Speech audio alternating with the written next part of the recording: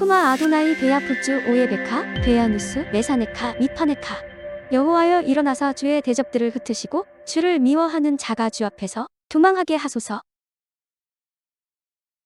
샬롬 생각하는 성경 홀리아미입니다. 오늘의 말씀은 성막의 뜰을 만들기 위해 성막의 경계를 만드는 과정을 설명하고 있습니다.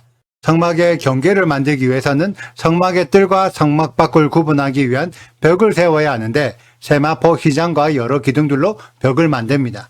벽을 만드는 방법은 영상을 통해 확인하겠습니다. 그리고 뜰을 만들어라. 남쪽은 길이가 100규빗이 되게 하고 고운 배실로 짠 성막 휘장을 드리워야 한다.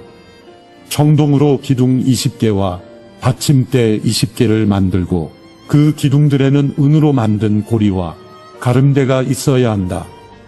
북쪽도 역시 길이가 100규빗이 되게 하고 거기에 두를 휘장, 청동으로 만든 기둥 20개, 받침대 20개, 그리고 그 기둥들에는 은으로 만든 고리와 가름대가 있어야 한다. 성막들의 서쪽은 폭이 50규빗이 되게 해 휘장을 두르고 기둥 10개와 받침대 10개를 세운다. 동쪽들은 폭을 50규빗으로 해 성막 입구 왼쪽에 15규빗짜리 휘장을 두르고 기둥 셋, 받침대 셋을 세우고 성막 입구 오른쪽에는 15규빗짜리 휘장을 두르고 기둥 셋, 받침대 셋을 세운다. 뜰로 들어가는 문에는 길이 20규빗짜리 휘장을 건다. 이 휘장은 청색 실, 자주색 실, 홍색 실과 고운 배실로 짠 것으로 그 위에 수가 놓여 있는 것이어야 한다. 거기에는 기둥 넷과 받침대 넷을 세운다. 성막들에 세운 모든 기둥에는 은 가름대와 은고리, 청동 받침대가 있다. 성막들은 길이 100규빗, 폭 50규빗이어야 하고 고운 배실로 만든 높이 5규빗짜리 휘장을 두르되 청동 받침대가 세워져 있어야 한다.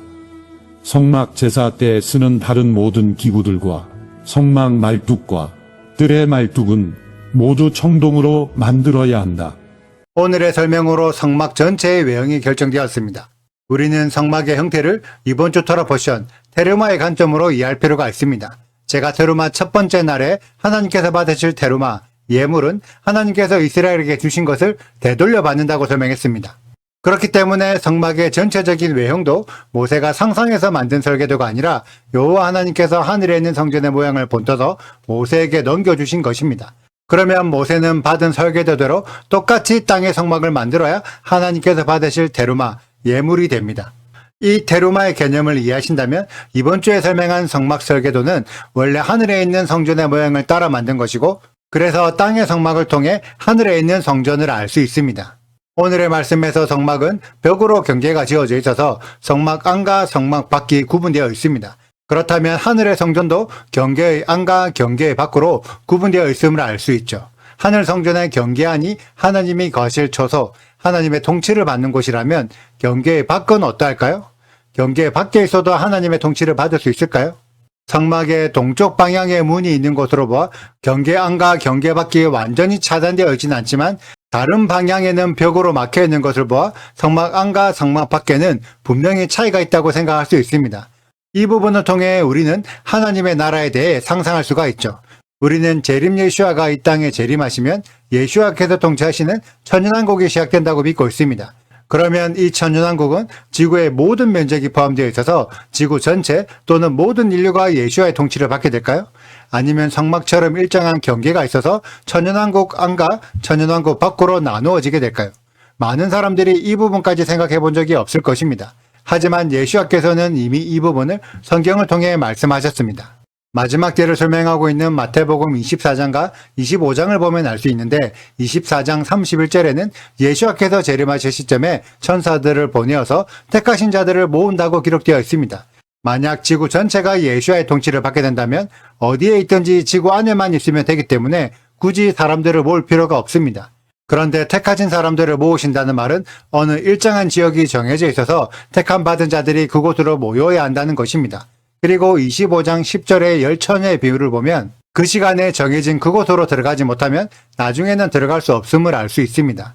또 30절을 보면 무익한 종이 바깥 어두운 곳으로 쫓겨나는데 이는 분명히 일정 지역에 경계가 있어서 경계 밖으로 쫓겨날 수도 있고 또 경계 밖은 어두운 곳이라는 것을 알 수 있습니다.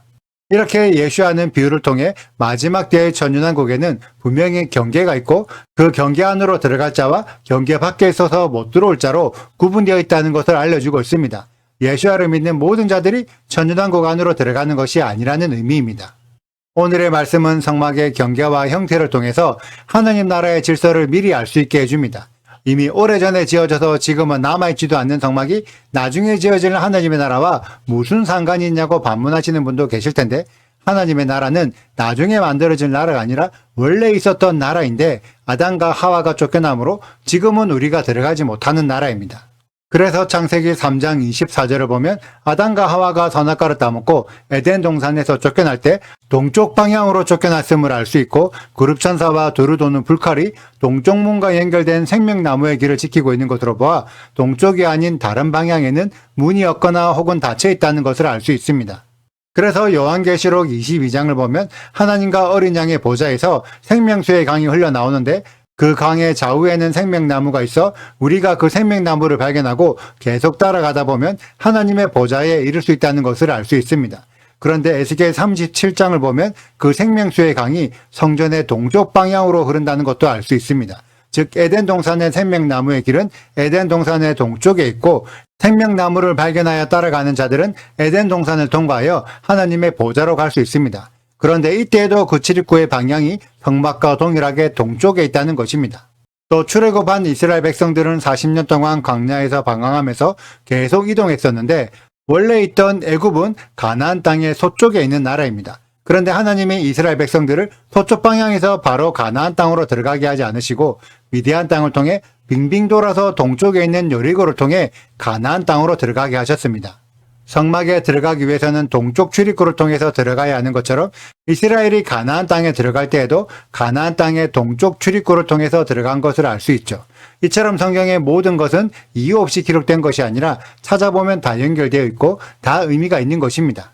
그런데 너무 많은 신앙인들이 이러한 연결고리들을 찾아보려는 생각조차 하지 않고 뭉뚱그려서 오직 예수의 이름으로 다 덮어버립니다. 그렇게 해서는 성경이 진짜 알려주고자 하는 내용들을 우리가 알 수 없죠. 이번 주 토라 포션은 테루마, 예물입니다. 그러면 우리는 하나님께 예물을 드릴 것만 생각하는 것이 아니라 어떤 예물을 드려야 할지를 고민해야 합니다. 하나님께서 우리에게 받기를 원하시는 예물은 우리가 성경에 조금 더 집중해서 성경에 숨겨져 있는 하나님의 의도를 발견하고 그 발견된 의도대로 하나님과 동행하면서 살아가는 것이라고 생각합니다. 하나님이 성경을 통해 주신 성막 설계도를 이해하여 하나님과 동행하면서 살아갈 참된 하나님의 나라를 깨닫는 우리 홀리아미 가족들이 되시길 축복합니다. 오늘의 영상은 여기까지입니다. 오늘의 말씀 읽으시고 질문 있으시다면 언제든지 댓글로 남겨주세요. 오늘도 감사합니다. 샬롬! 너는 성막의 뜰을 만들지니 남쪽을 향하여 뜰 남쪽의 너비가 100규빗의 세마포 휘장을 쳐서 그 한쪽을 당하게 할지니 그 기둥이 스물이며 그 받침 스물은 노수로 하고 그 기둥의 갈고리와 가름대는 은으로 할지며 그 북쪽에도 너비가 100규빗의 포장을 치되 그 기둥이 스물이며 그 기둥의 받침 스물은 노수로 하고 그 기둥의 갈고리와 가름대는 은으로 할지며 뜰의 옆곳 서쪽에 너비 50규빗의 포장을 치되 그 기둥이 열이요 받침이 열이며 동쪽을 향하여 뜰 동쪽의 너비도 50규빗이 될지며 문 이쪽을 위하여 포장이 15규빗이며 그 기둥이 셋이요 받침이 셋이요 문 저쪽을 위하여도 포장이 15규빗이며 그 기둥이 셋이요 받침이 셋이며 뜰 문을 위하여는 청색 자색 홍색 실과 가늘게 꼰배 실로 수놓아 짠 20규빗의 휘장이 있게 할지니 그 기둥이 넷이요 받침이 넷이며 뜰 주위 모든 기둥의 가름대와 갈고리는 은이요 그 받침은 노시며 뜰의 길이는 100규빗이요 너비는 50규빗이요 세마포 휘장의 높이는 5규빗이요 그 받침은 노시며 성막에서 쓰는 모든 기구와 그 말뚝과 뜰의 포장 말뚝을 다 노수로 할지니라. 구독과 좋아요를 눌러주세요. 그리고 알림 설정도 해주시고요. 사랑과 관심 부탁드려요. 슈바 아도나이 리베보트 알레페 이스라엘 여호와여 이스라엘 천만인에게로 돌아오소서.